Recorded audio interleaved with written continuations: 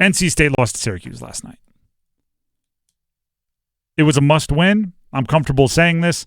Their season is over. They still have games to play, but their season is over.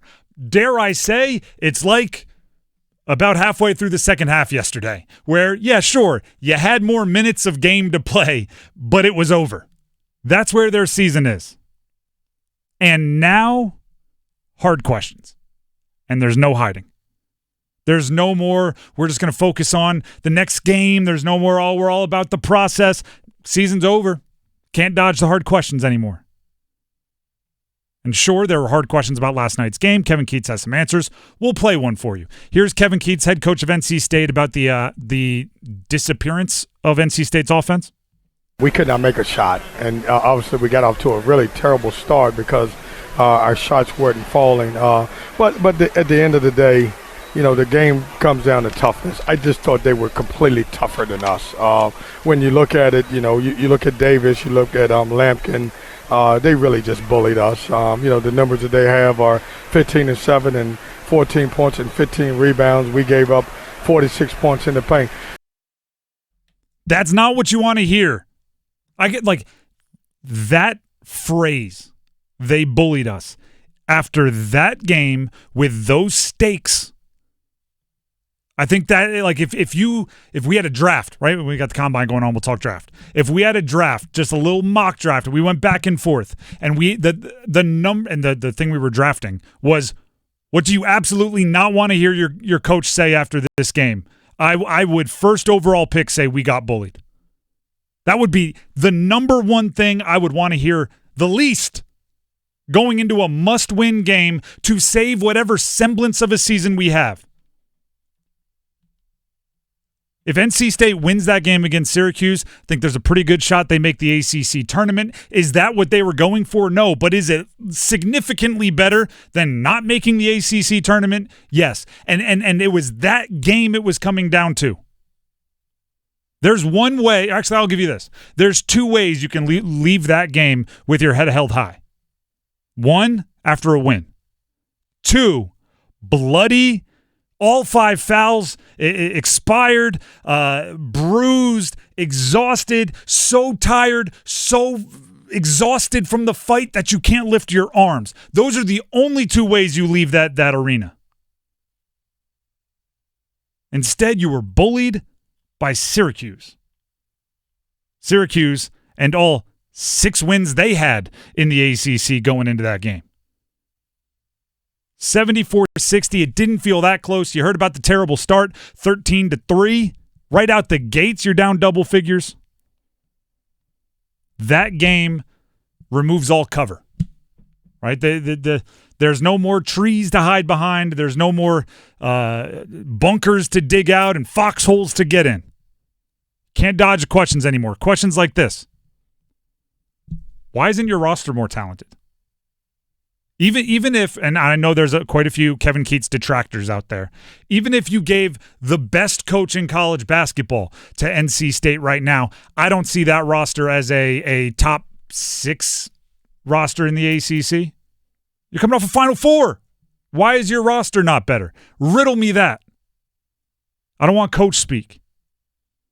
Why were the results, there's part of that. Why were the results not as good as the talent on the roster indicates? Right? Because if I just said if you had the best coach, you could be 6th.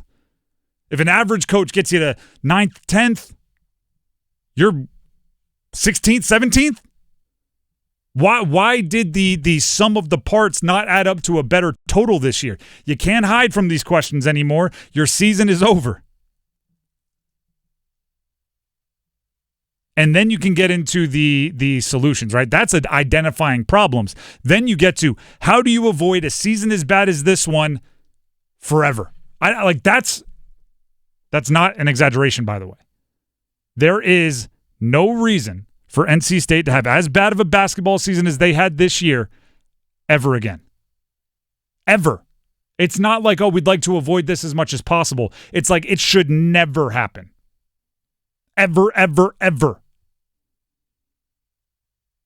And then this question goes to not just the coaching staff, not just the front office, but fan base and school administration. Do you want to? Do you have the ability to raise and invest the resources needed to be a top-level ACC team? We just saw UNC reportedly north of $1 million in salary to a general manager. We know what the NIL world is like for bringing in players out of the portal that can be impact players. Do you have the ability and the desire to raise enough money to invest it in your program to go ahead and win? Because if you don't do that, it's an all-in or all-out thing, right? If you're not willing to spend the cash to get what is necessary to win, then don't keep bringing in people or don't keep selling the dream. Just be out. That's cool, by the way. I mean, it's not fun. Fans would hate it. Your history as a multiple-time national champion, albeit decades ago, would there'd be people very much scoffing at you. But there are a bunch of teams out there. There are a bunch of schools in the country that say, hey, we had to choose between football and basketball. We picked one.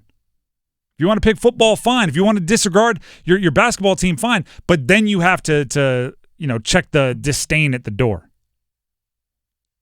What I can tell you right now is this year's season was not good enough. And it wouldn't have been good enough even if you won last night.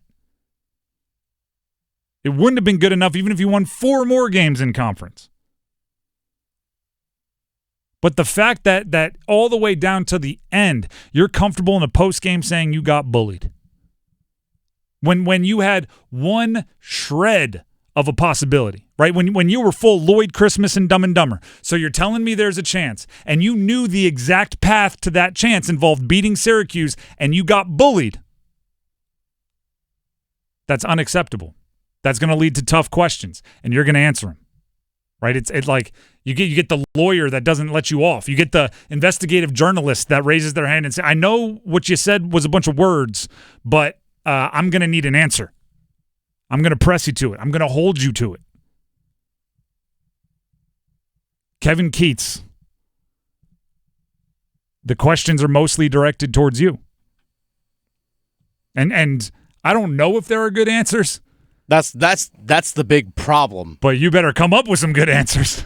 They need to find something there. I don't know if and who knows, right? I mean, behind the scenes, we'll never know. Maybe there's I don't even want to speculate on something crazy that could happen behind the scenes. I don't know.